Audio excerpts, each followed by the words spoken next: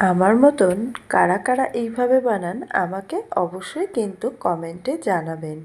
এখানে দেখুন নিয়ে নিয়েছি 100 গ্রাম মুসুর ডাল। মুসুর ডালটাকে প্রথমে 4 থেকে 5 বার জল পাল্টে পাল্টে খুব ভালো করে ধুয়ে নিতে হবে। তারপরে এটাকে রান্নায় ব্যবহার করব।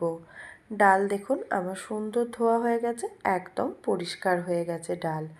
এবারে একটা কড়াই নিয়ে নিয়েছি। কড়াইয়ের মধ্যে ডালটাকে পুরো দিয়ে দিলাম। তার সাথে আরও কিছু জিনিস অ্যাড করছি। পেঁয়াজ কুচি দিয়ে দিলাম, লম্বা করে কেটে নিয়েছি পেঁয়াজটাকে। আলুটাকেও লম্বা করে সরু সরু ফালি করে কেটে নিয়েছি।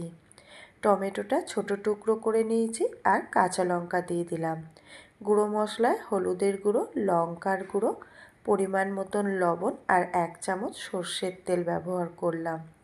এবারে যেটা করতে হবে আমাদের সেটা হচ্ছে ডালের সাথে সব উপকরণগুলোকে খুব ভালো করে মাখিয়ে নিতে হবে চেপে চেপে।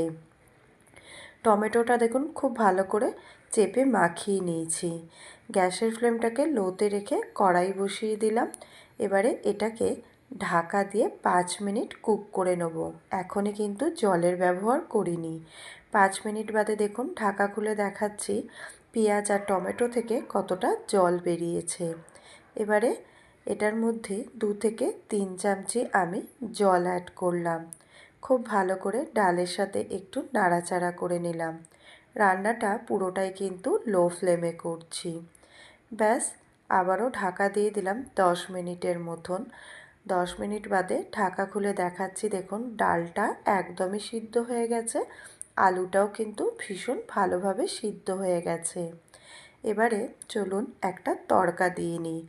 এখানে বাটিতে দিয়ে দিলাম 2 চামচ সর্ষের তেল আর কুচো করে নেওয়া শুকনো লঙ্কা।